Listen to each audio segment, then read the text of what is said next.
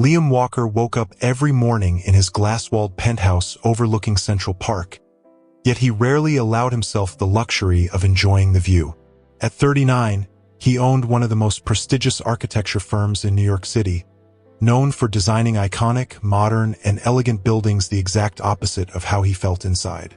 Though his career was widely admired and he regularly appeared in design magazines, no one knew how much that grandeur contrasted with the solitude that consumed him in the silence of his own home. His days began with the muffled hum of the coffee machine and ended with the sound of the city pulsing outside, while he remained motionless before models or projected blueprints in his dimly lit office. The space he lived in was impeccable, meticulously decorated with expensive sofas, contemporary artwork, and a piano that was never played. Still, the atmosphere was cold, almost uninhabited, as if it had been assembled to impress guests who never came. Liam rarely spoke about his childhood. Some people knew he had been adopted by a family in Boston when he was just 8 years old, but no one knew the details of the orphanage he lived in before that. Not even the few friends he kept in touch with. There was one name that had followed him silently since childhood: Claire. She was the only warm memory from a time marked by scarcity and uncertainty. In the gray hallways of the shelter, Claire was a light. She shared her snacks, her words, even her dreams. Before he was taken away, Liam gave her a small silver ring that had belonged to his biological mother, with her initials engraved on the inside. It was his childish way of promising that he'd come back one day. Since then, Liam had never heard from her again. Over the years, he searched endlessly for any trace of her, but there were no records, no photos, no clues. The adoption had brought him into a world of opportunities, but also tore him away from everything familiar. He built a brilliant career, learned to live surrounded by luxury and status, but he could never fill the emptiness that followed him every time he returned home alone.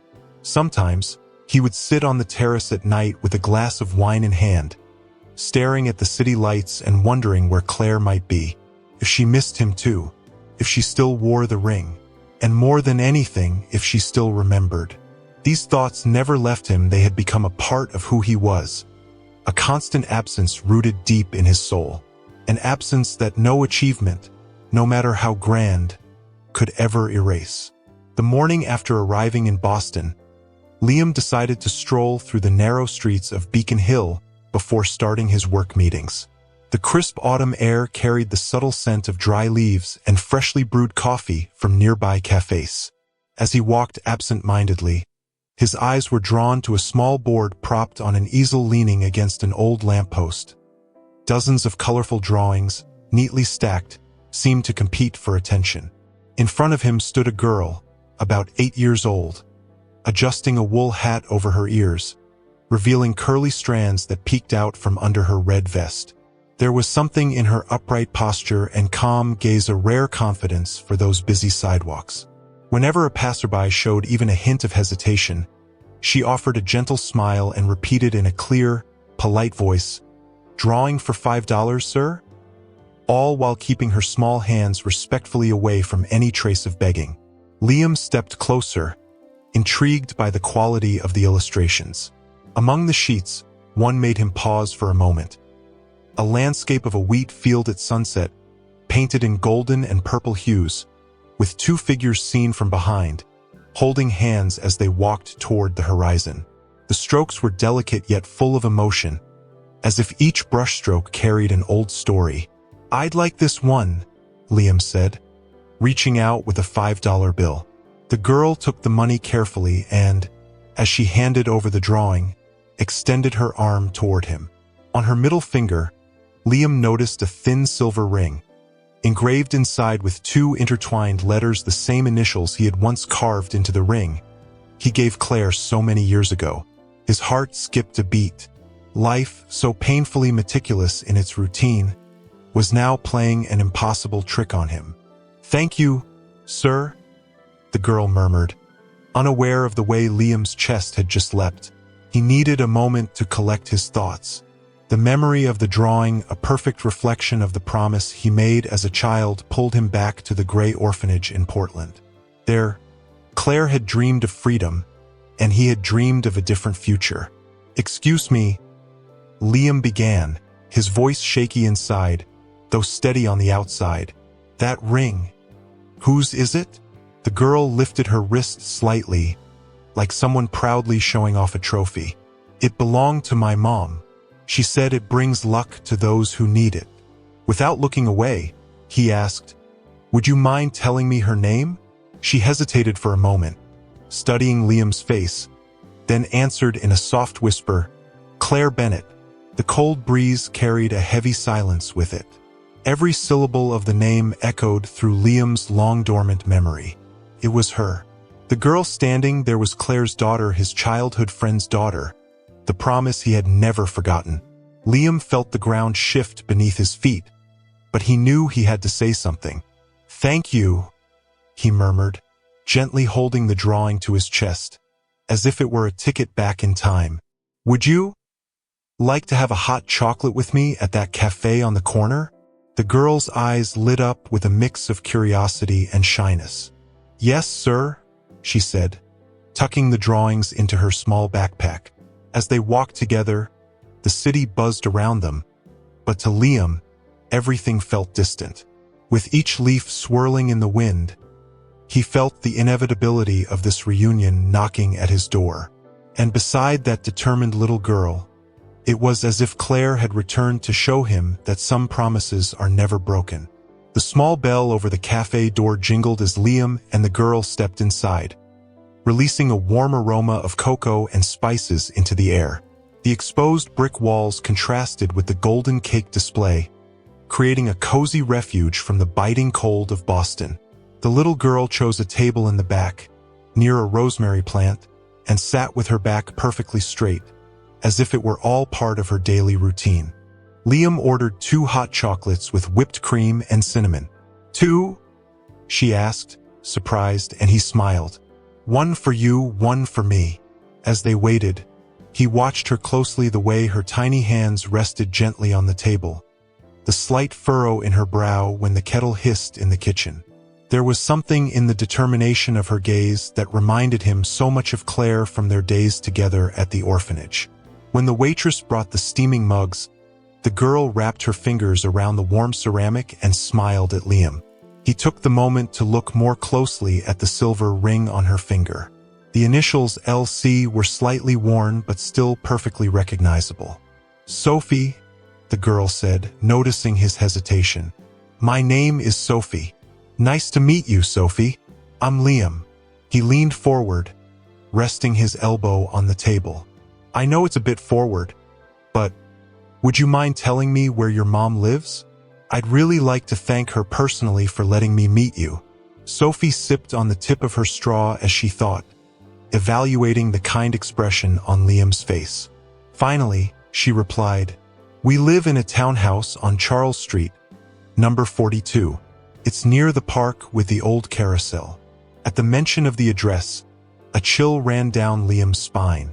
Charles Street was in the same modest neighborhood where Claire had grown up, a maze of red brick homes and small iron bridges arching over quiet canals. It felt as if fate had woven their paths together once more. "Thank you, Sophie." He smiled warmly. "I'm going to borrow your coat now. It's very cold outside, and I want to make sure you two are doing okay." Sophie shrugged naturally and handed over the navy blue coat she had wrapped in her lap. Liam gently extended her small arm and helped her slip it on. The tenderness of the gesture hit him hard. It was exactly how Claire used to fix his coat for him. "Shall we?" he asked, standing up. Sophie nodded, already determined to move forward. As they walked along the sidewalk lined with dry autumn leaves, Liam pictured the townhouse she had just described, every detail, every window, every creak of a door. A swirl of anxiety and hope churned in his chest as the warm glow of the street lamps cast long shadows across their path. When they reached number 42, Liam took a deep breath and thanked Sophie. Before they said goodbye, he leaned down and said, "You were very brave today, Sophie. Thank you for helping me." She smiled, a bit awkwardly, and replied, "Thank you for listening to me, Mr. Liam." Liam watched as the girl disappeared into the trail of snow leading to the front door. Then he raised his eyes to the modest facade, knowing that behind that door was the next chapter of a story that, he sensed, would never stop surprising him.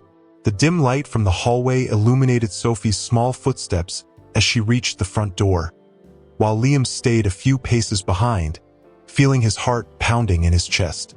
When the doorknob turned, it revealed a woman with chestnut hair tied up in a simple bun, wearing a floral apron and hands still damp from a dish towel. For a moment, she stood frozen, her gaze locked onto the face that had lived in her memories for so long. Claire's green eyes met Liam's, and the world seemed to hold its breath. The soft wrinkles around her eyes spoke of years of struggle and devotion, but the hesitant smile that slowly appeared on her lips brought back the girl he had once known in the orphanage. Without thinking, he extended his hand, a simple gesture, yet filled with emotion. "Claire," he whispered, his voice a blend of surprise and relief. She brought her other hand to her chest, as if needing to be sure it wasn't a dream. When her voice finally came, it was barely a whisper. "Liam, is it really you?" Every syllable sounded like the echo of a long-forgotten promise. Sophie stood beside them, watching the scene with curiosity, clutching her little backpack of drawings tightly against her chest. Liam made a gentle motion. "This is Isabel, but you can call her Sophie." Claire crouched to embrace her daughter, holding her tightly, before lifting her eyes to meet Liam's once again.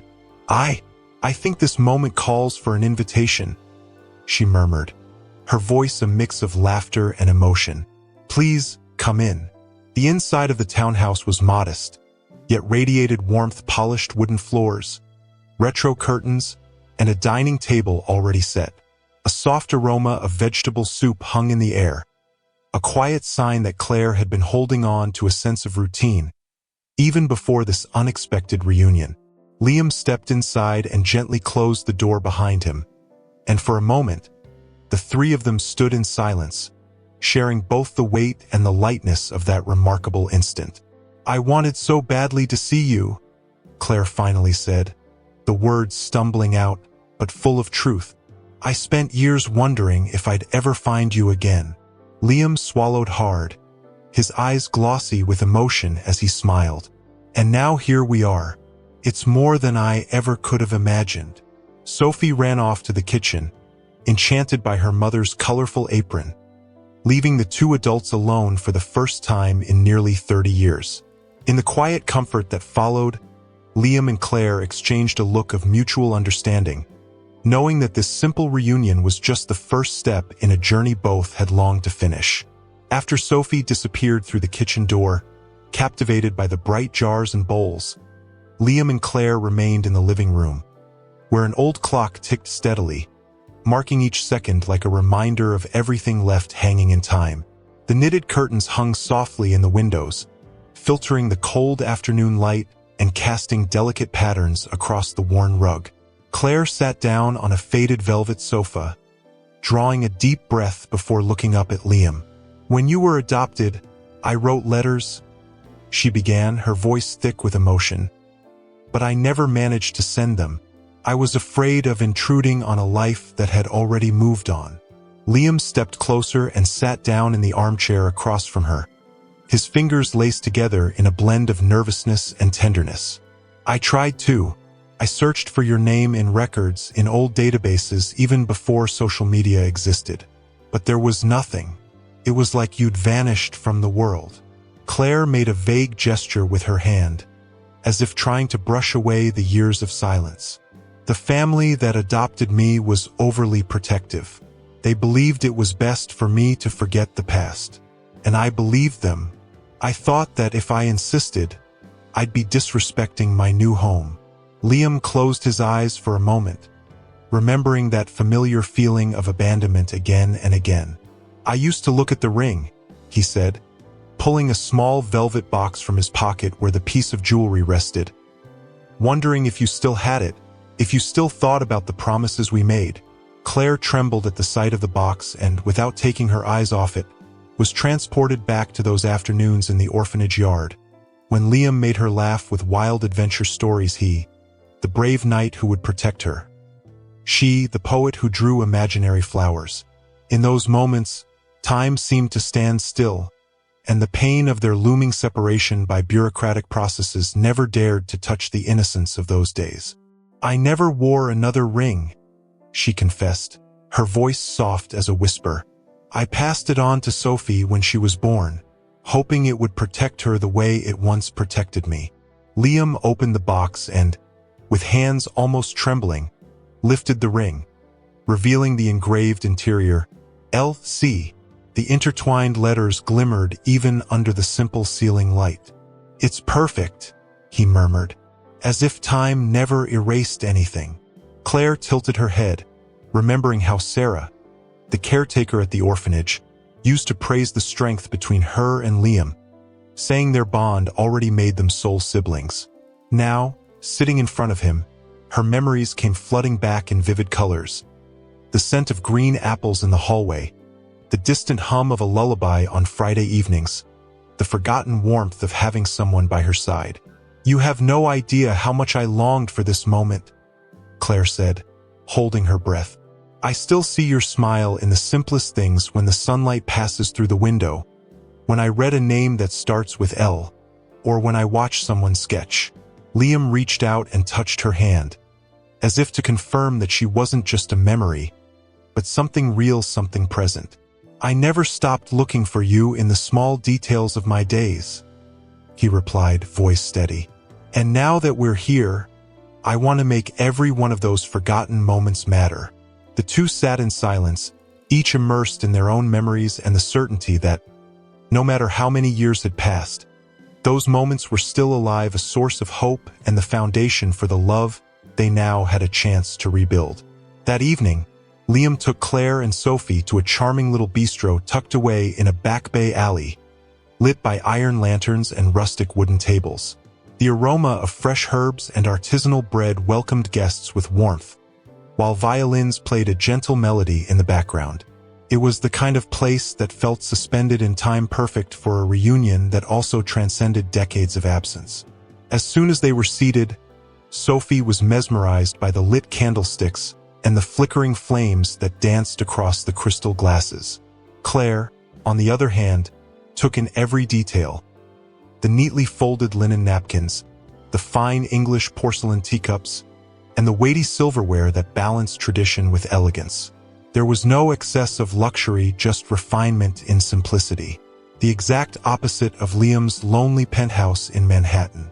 For Sophie, Liam had ordered a kid-sized plate of fresh pasta with organic tomato sauce, garnished with basil leaves, which she began eating before even noticing the taste. Claire chose the wild mushroom risotto, while Liam went with the catch of the day, grilled and served over a pea puree. Each bite brought soft compliments and shared smiles to the table, slowly melting away the barriers of the past. Between one bite and the next, Liam sparked a conversation about Sophie's drawings, asking her to tell him what inspired each stroke. The girl described the scenes with such vivid imagination that it felt like she was weaving little spells. A carriage from a dream, the smile of an invisible friend, the glow of headlights that light up hearts. Claire watched the exchange with a mix of pride and tenderness, noticing Liam's gentle gesture as he leaned in to listen, as if those childhood stories were just as important as any architectural project. At the end of the meal, Liam offered a quiet toast, raising his glass toward the warm glow of the lanterns. "To new memories," he said, his voice steady, eyes fixed on Claire. She returned the toast, her breath catching. "And to a reunion I never thought possible."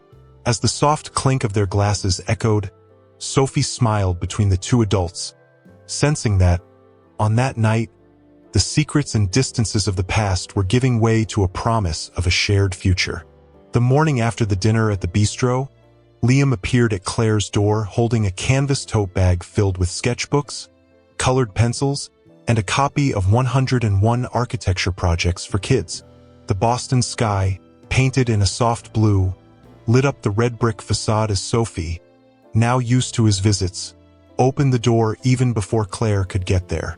"Good morning, Sophie," Liam greeted her cheerfully, smiling. She ran to meet him, her eyes sparkling with excitement. Inside the townhouse, the aroma of roasted potatoes still lingered, blending with the light scent of lavender Claire often wore. The living room, which once only held the old rug, now featured a brand new art corner. A small easel and a low table covered in colorful papers, all set up by Liam during his previous visit. "I thought you two might like a space just for creating," he said as he carefully unloaded the supplies. "And I brought this book to inspire you, Sophie."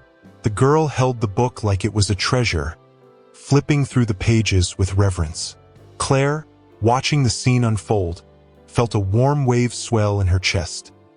Liam wasn't just making thoughtful gestures, he was building space and time to truly be with them. In the weeks that followed, it became routine to see Liam walk through the door in the late afternoon, always bringing small gifts tailored to Sophie's interests. A box of cutout paper, non-toxic tempera paints, even a set of mini buckets for the backyard, turning each visit into a playful discovery.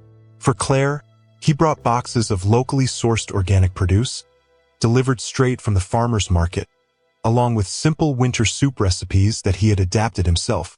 One rainy Thursday afternoon, Liam showed up with a miniature wooden model, a little country house, with movable windows and a garden design he had drawn himself.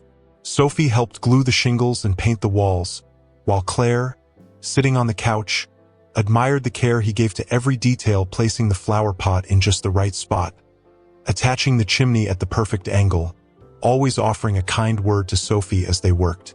"You're a great toy architect," Sophie noted, adjusting the slanted roof.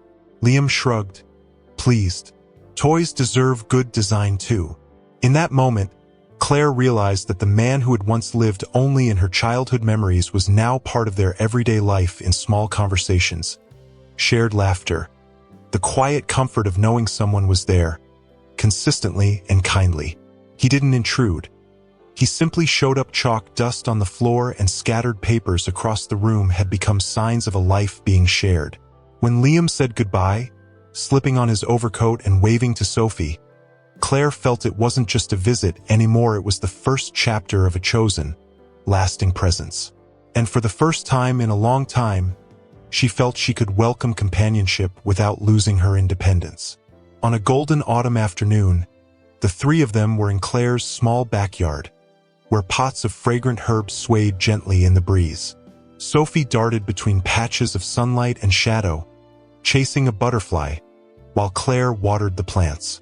Liam stood watching the scene, his eyes filled with tenderness, until Sophie suddenly stopped and raised her hand, showing off the ring glinting against the blue sky. "Mommy, why did Mr. Liam give you this ring?" she asked, tilting her head with genuine curiosity. Claire set the watering can aside and walked over, inviting them to sit on a wooden bench beneath a flowering wisteria. Liam sat beside Sophie, gently taking her small wrist in his hand, while Claire took a deep breath, as if preparing to revisit a distant past. "This ring," she began softly, "was a very special gift I received many years ago, when I lived in an orphanage in Salem, Oregon." Liam smiled at the memory, as dry leaves crunched beneath the wooden bench. "Claire and I were inseparable," she continued, her eyes turning to him with quiet gratitude. "We were children with nothing, but dreams bigger than the world." One cold December day, Liam called me over to a corner of the orphanage yard and gave me this silver ring, saying that one day, we'd find each other again. He engraved our initials inside LC, so we'd never forget the promise. Sophie ran her fingers over the smooth surface of the ring, tracing the etched letters with careful attention, as if she were decoding a mystery. "When Sophie was born, I felt it was the right time to pass along everything that had once protected me and filled me with hope," Claire said, her eyes glistening. "I wanted her to have something that carried the love and strength that kept me going." Liam watched Claire, recognizing in her face the same innocence and quiet courage he remembered from so long ago. With a gentle gesture, he held up the ring and asked, "Sophie, Would you like to keep this ring safe until the day your mom might need it again? The girl smiled proudly and nodded, placing the ring into a small velvet pouch Claire had sewn by hand. As Sophie walked off, stroking her fingers as if still feeling the ring's presence, Liam turned to Claire. Every time I looked at this ring, I thought of you, of us, he confessed, his voice steady but thick with emotion. And today, it doesn't just symbolize our past. It's a promise that we're going to build something new together. Claire felt her heart quicken and her breath catch for a moment. That ring, a silent witness to a bond forged in childhood, now pulsed with new meaning, a sign that childhood promises could bloom into vows for a shared future. And while Sophie played among the golden leaves, Liam and Claire sealed without a single word the renewal of a commitment time had never been able to erase. That night, after tucking Sophie into bed wrapped in her patchwork blanket, smiling with the serenity of a child who believes in a safe future, Claire sat at the writing desk in the living room, lit only by a glass amber lamp. On the table rested opened letters, clipped newspaper articles, and what looked like a mental map of her life. Sophie's report card, the monthly bills, and now Liam's invitation for a weekend in New York. Her pen paused between her fingers as she tried to make sense of the whirlwind inside her. Her nightly ritual had always been simple. Review Sophie's schedule for the next day, prep the lunchbox menu, and finally close her eyes, wishing not to face another hard morning alone. But this time, the idea of New York brought a chill down her spine, not just from the sheer scale of the city, but from the growing sense of letting someone so significant get too close. She remembered the walls of her old bedroom in the foster home that had taken her in back in Portland, the shelves full of academic trophies her adoptive mother proudly displayed while carefully avoiding any mention of her past. She remembered the day she tried to speak about Liam during lunch, only to be met with a light slap on the arm and the words, "Forget that, Claire. You need to look forward." That moment, she stared into the mirror and promised never again to let the past interfere with her present. Now, however, there she was, hesitating to share with Sophie and with that kind, gentle man who she truly was. A woman who knew the pain of abandonment and who, out of instinct, had built tall walls around herself and her daughter. Claire looked at a photo of baby Sophie, smiling in her stroller, and sighed. "I'm doing this for you," she whispered, almost as if asking for forgiveness. On one side, the voice of reason whispered that Liam was different. He showed patience, respect, and a tenderness she had never known in any adult relationship. He had never demanded anything beyond her company, never pressured her to deepen their bond. On the contrary, he offered space, paid attention to the tiniest details in Sophie's drawings, and celebrated every one of her milestones as if they were his own. But on the other side, fear continued to knock at her chest. What if, after building these bonds, Liam vanished like so many others? What if Sophie, in her longing for a father figure, ended up hurt? What if accepting this new chapter left Claire too vulnerable, unable to hold herself together on another gray morning? She stood up, walked to the window, and pulled the curtain aside. The full moon bathed the backyard in silver light, and the bare trees stretched their branches like veins across the sky. In that night-reflected glass, Claire saw not just her uncertainties, but also the outline of a possibility: to live without fear of sharing the weight. Returning to the desk, she opened the envelope Liam had left on the table. It held tickets to Friday night's hockey game. A simple gesture, yet filled with invitation. Her heart racing, she closed her eyes and took a deep breath. Finally, she picked up her phone and typed a single word into the message that had been waiting: "Count us in." And as she hit send, Claire felt that despite all her fear, she was ready to take the first step toward a future that now included love, trust, and the promise of no longer walking alone. That following Friday, the late afternoon sun poured golden light across the bleachers at TD Garden as Claire, Sophie, and Liam found their seats in the midsection, surrounded by the excited roar of the crowd. It was Claire's first time watching a hockey game live, and Sophie could hardly contain herself, waving her arms and pointing to the shining ice where the players glided like speeding arrows. Seeing Sophie's excitement, Liam reached into his backpack and pulled out a pair of tiny gloves lined with soft wool, printed with the team's mascot. "Here, Sophie," he said, handing her the gloves. "That way your hands won't freeze while you're cheering." The little girl's eyes lit up. She slipped the gloves on quickly and smiled at Liam with gratitude. Claire watched him, deeply touched by the gesture. He had remembered not only the chill of Boston but also Sophie's love for skating, something she had revealed weeks earlier in one of her drawings. When sparks of excitement lit up the ice, a goal scored by the opposing team's forward, the crowd erupted, and Sophie jumped in her seat, cheering wildly. Claire laughed, placing her hand on Liam's shoulder in a silent gesture of camaraderie. He responded with a look that said it all. They both knew that this simple outing was creating memories far more meaningful than any luxury ever could.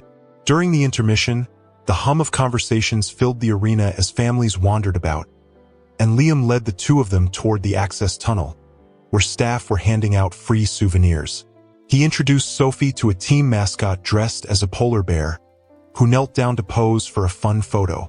Claire pulled out her phone to capture the moment, silently marveling at how Liam had a way of turning any ordinary experience into something personal and special.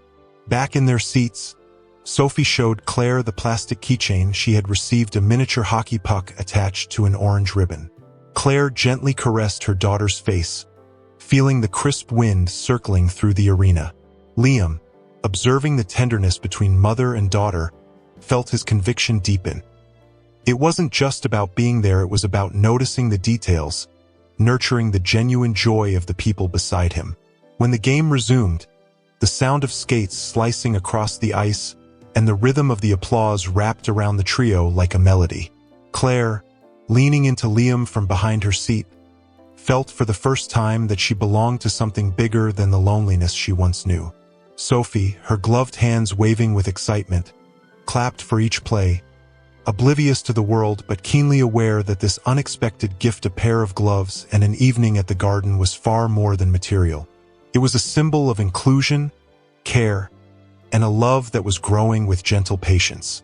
The day after the game, Claire found Sophie drawing in her room, now lined with colorful paper filled with joyful landscapes and cheerful figures. As she watched her daughter, she realized how the home she had built had always met their needs, but lacked lightness and color. That afternoon, Liam called. "How about a visit to my place? I'd love for Sophie to see a home with a view of the world," he suggested, his voice warm and excited. Claire hesitated for a moment, remembering the vast and silent space of Liam's Manhattan apartment, a place filled only with luxurious furniture. But when she saw Sophie's hopeful smile, she agreed. When they arrived at the mirrored glass building, Sophie's mouth fell open in awe. The horizon stretched as far as the eye could see, with the East River shimmering under the sunlight. Liam led them down a wide, impersonal hallway to the main door, turning the knob to reveal a minimalist living room bathed in natural light. Strategically placed potted plants created soft bridges of green between the light-toned furniture, and a carefully curated bookshelf displayed a collection of architectural miniatures and old books. "Wow," Sophie murmured, her wide eyes soaking in every detail. Liam invited them to sit on a low sofa covered in soft linen. Then he opened one of the panoramic windows. "I never really felt like this place was mine," he confessed, his voice echoing through the large room, empty of voices. "Until now, it felt like just a gallery of professional achievements." Claire walked around the space, brushing her hand over the smooth marble table, admiring the blend of luxurious materials with cozy touches, knit pillows and wool throws. Though impressed by the design, she still sensed the absence of the affection that had always defined her own home. Liam pointed toward an empty shelf. "I thought about filling this corner with something more than decorative objects. With the two of you." Claire looked at him, surprised, her heart racing. "What do you mean?" "I want this place to have family memories," he explained, pulling out a small shoebox. I brought a few picture frames and some small sculptures I thought Sophie might like. He set 2 frames down on the table beside Sophie, one with her drawing of the wheat field, and another with an old photo of Liam and Claire at the orphanage. Sophie's eyes widened. That's us. Meanwhile, Claire realized that, for the first time, this apartment no longer felt like just a monument to Liam's success. It was becoming something warm and welcoming. He placed a small vase of wildflowers on a console table, mimicking the simplicity of the herbs in her backyard. Every gesture turned cold walls into a home finally full of life. I want you both to know this place is as much yours as it is mine, Liam said sincerely. If you ever want to come by, you'll always be welcome. Claire felt her defenses melting. The home that once symbolized status now stood as a refuge, a place where love, laughter, and closeness could truly take root. Sophie hugged him tightly, and Claire, at last, allowed herself to smile, knowing that a new chapter for all of them had just begun. On a bright Saturday morning, Claire dropped Sophie off at school and returned home with the strange feeling that something was different. There was something in the air, a soft premonition. Around 4 in the afternoon, the doorbell rang and Sophie, still fixing the bow on her coat, ran to answer it.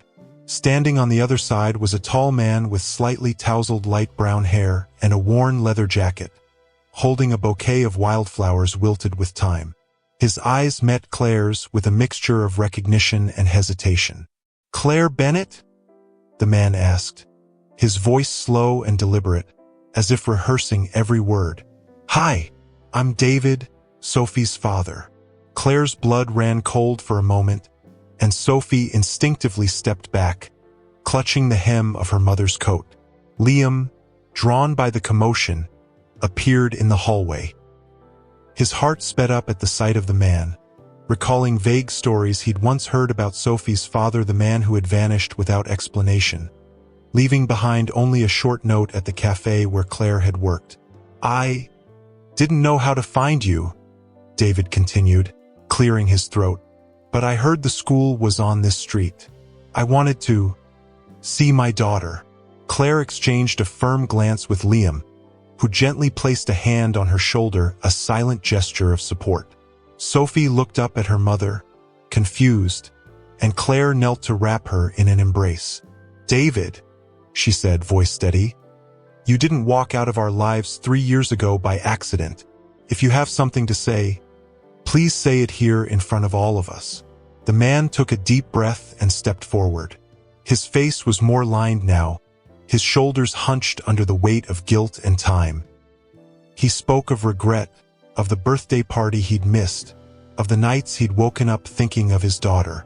But his timid words didn't ring true. Claire recognized the empty tone, the voice of someone seeking comfort, not redemption. Liam, keeping his eyes fixed on David, spoke calmly but with conviction. "Claire and Sophie are my family now. We won't let you treat them as a doorway to your emotional relief." Sophie, listening quietly, wiped a tear from her cheek and nestled deeper into Claire's arms. David lowered his gaze, realizing that whatever place he had once held in their lives no longer existed. Instead of insisting, he turned and slowly walked down the sidewalk, shoulders bent, leaving the wilted bouquet by the door. After he was gone, Liam closed the door and turned to Claire. "You were incredible," he whispered, wrapping his arms around mother and daughter. Claire softened in the embrace, feeling that, thanks to Liam's presence, she and Sophie no longer had to defend the life they had built alone. That day, the past had knocked loudly, but it hadn't crossed the threshold of the love that now held them together.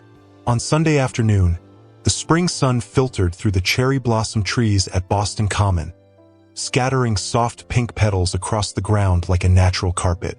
Sophie ran ahead, laughing as the flowers fell on her shoulders, while Liam and Claire walked side by side, their conversation mingling with the gentle chirping of birds.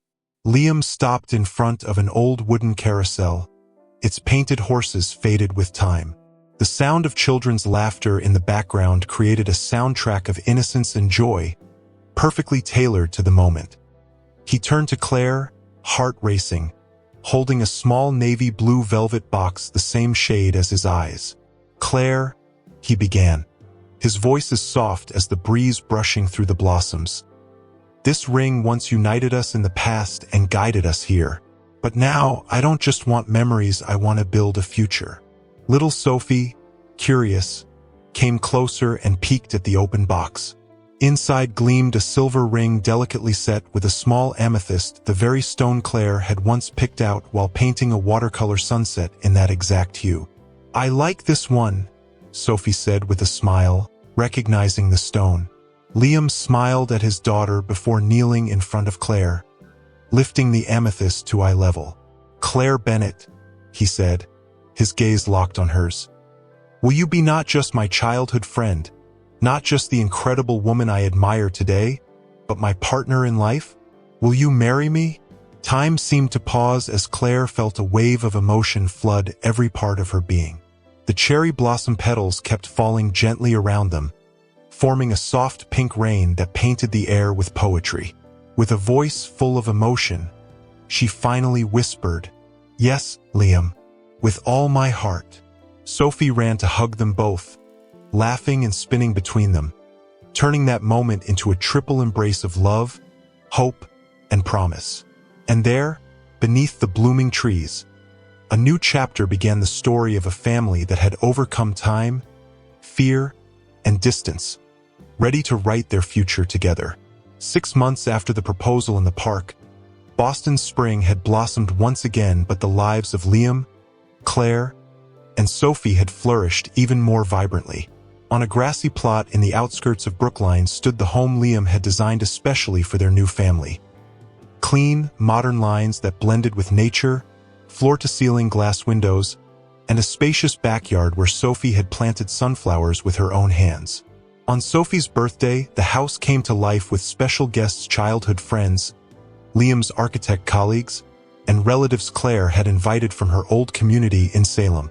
The celebration took place in the garden, under a pergola draped with wisteria, where simple wooden tables held cupcakes decorated with colorful brushstrokes, painted by the very children who would soon be students at Claire's newly opened art school.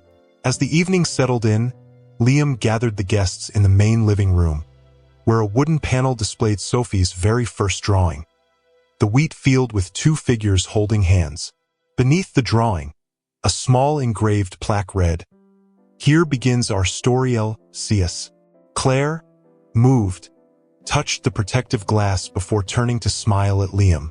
Then, she officially opened her Atelier of Colors, an art school for children that shared the backyard with the sunflower garden. Inside, easels and neatly organized shelves held paints, paper, and miniature architectural models.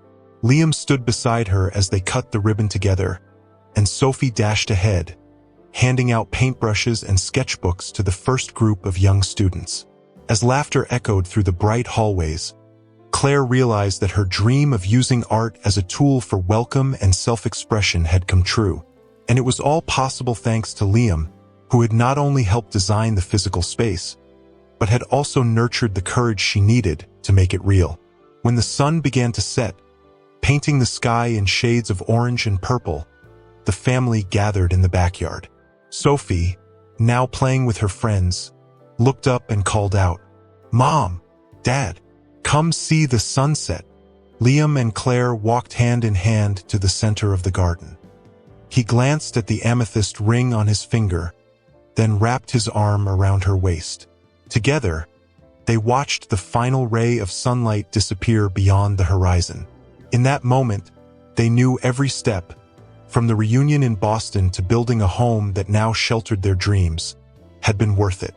A gentle breeze carried the scent of wisteria and sunflowers through the air, celebrating the beginning of a new chapter written in color, architecture, and above all, love.